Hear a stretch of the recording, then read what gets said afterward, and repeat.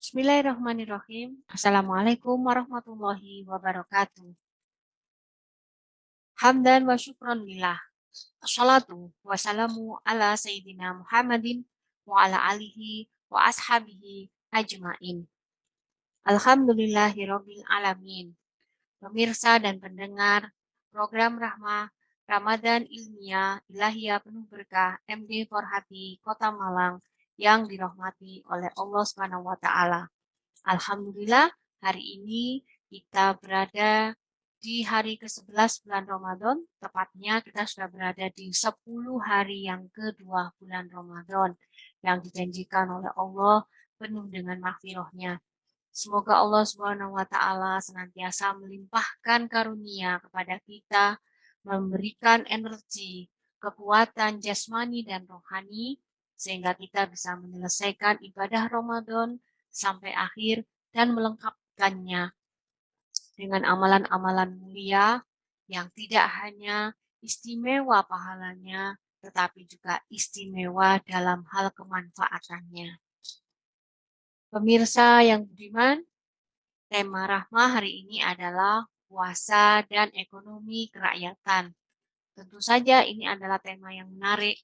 Ekonomi kerakyatan tidak pernah lepas sampai hari ini dari diskursus istimewa mengenai bagaimana sistem ekonomi dijalankan untuk mencapai tujuan kemaslahatan dan kesejahteraan. Seperti halnya puasa, demikian juga ini adalah ibadah yang tujuan utamanya salah satunya juga adalah kesejahteraan dan kemaslahatan masyarakat banyak.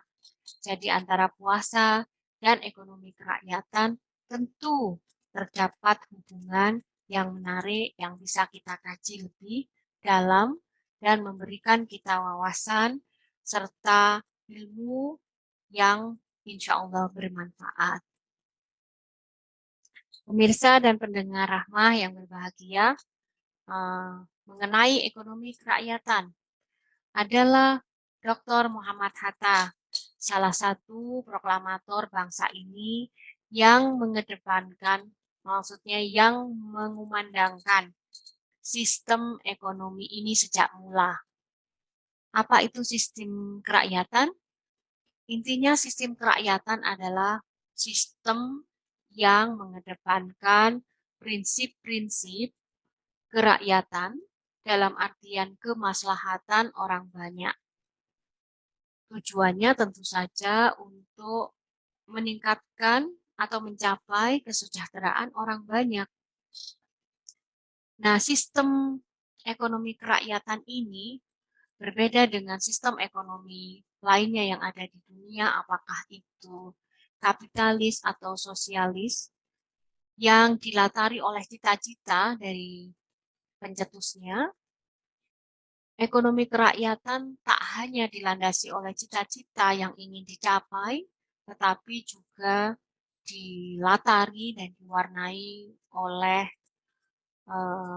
nilai-nilai luhur yang digali dari masyarakat, dan nilai-nilai ini sejatinya telah mengejawantah dalam kehidupan masyarakat sehari-hari. Nilai apa saja itu? Kepedulian, keberpihakan kepada kaum duafa, kemudian eh, nilai kemasyarakatan juga merupakan salah satu nilai yang sama dengan tujuan diperintahkannya puasa, yaitu nilai kepedulian. Puasa itu adalah ibadah yang diperintahkan oleh Allah, yang bentukan utamanya tentu saja adalah peningkatan nilai kepedulian. Orang berpuasa, outputnya tentunya adalah peningkatan nilai kepedulian dalam dirinya lebih nyata. Bagaimana kita merasakan kaum papa yang kelaparan, merasa mereka tidak mampu untuk mencukupi kebutuhannya. Kita turut merasakannya. Lapar-laparnya kita masih akan dapat dipenuhi dengan makanan yang kita inginkan ketika azan maghrib berkumandang. Tetapi lapar-laparnya mereka belum tentu dapat dipenuhi dengan ketercukupan makanan. Sampai malam berlalu, bahkan sampai hari berlalu. Melalui puasa, kita dilatih untuk lebih peduli dengan merasakan apa yang mereka rasakan. Tentu saja kalau ini kita implementasikan, akan mampu meningkatkan nilai filantropi Islam atau nilai kedermawanan Islam. Seperti kita tahu, konsep-konsep filantropi Islam, zakat, sodako, infak, yang manfaatnya bisa untuk redistribusi pendapatan itu juga diperintahkan untuk ditingkatkan, digalakkan ketika bulan Ramadan. Karena bulan Ramadan adalah bulan kemuliaan yang setiap kebaikan itu dilakukan, pahalanya akan ditingkatkan berlipat-lipat kali daripada bulan-bulan yang biasa.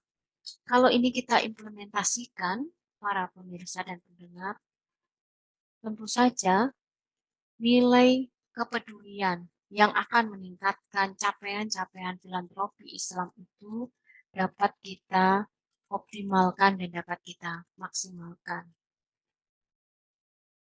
Salah satu data mengenai kemiskinan di Indonesia yang dirilis oleh World Bank itu mengemukakan bahwa nilai kemiskinan diukur dari pendapatan per hari sebesar 5,5 dolar.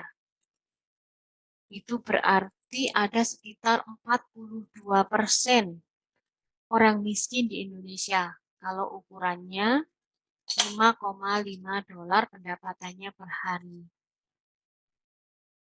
Nah, puasa adalah ibadah yang turut membentuk pribadi yang peduli.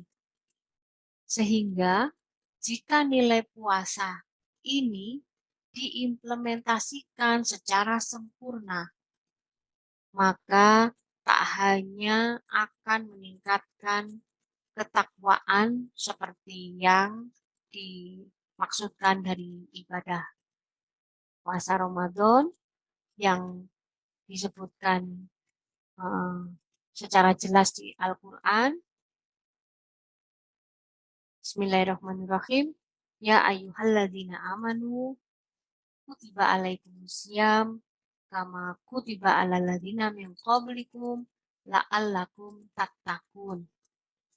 Jika nilai puasa kita implementasikan secara sempurna, secara optimal, maka tak hanya pribadi takwa saja yang kita dapatkan, namun secara signifikan juga akan mampu melahirkan gerakan pengentasan kemiskinan.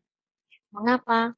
Karena pola perilaku yang peduli terhadap kemiskinan, terhadap kaum duafa, itu nanti juga mampu mengurangi angka kemiskinan jika masyarakat Muslim berbondong-bondong mencurahkan seluruh energinya, seluruh daya upayanya untuk mengangkat saudara-saudaranya yang berada di garis kemiskinan sebagai salah satu bentuk kepedulian, maka jelas akan mampu mengurangi kemiskinan, mampu mengatasi kemiskinan, mampu mengurangi angka 42% karena sebagian besar penduduk Indonesia ya orang Muslim. Jadi 42% orang miskin di Indonesia pasti kebanyakan adalah orang Muslim. Jadi pemirsa rahmah yang dirahmati oleh Allah, puasa yang membentuk pribadi peduli, nilai puasa yang diimplementasikan secara optimal dan sempurna tentu akan mampu berperan dalam mengurangi ketimpangan dan kemiskinan yang telah menjadi agenda utama pembangunan Indonesia sampai hari ini. Jadi mari kita tingkatkan puasa kita, sembari kita tingkatkan rasa kepedulian kita. Semoga ikhtiar kita yang kita lakukan dengan niat kepada Allah Subhanahu wa taala, niat mengabdi kepada Allah Subhanahu wa taala diridhoi oleh Allah dan bersama-sama kita mampu melaksanakan agenda pengentasan kemiskinan sebagai wujud dari cita-cita ekonomi kerakyatan. Sekian, mohon maaf jika ada lebih dan kurangnya. Usikum wa nafsi bitaqwallah. Billahi taufik wal hidayah. Assalamualaikum warahmatullahi wabarakatuh.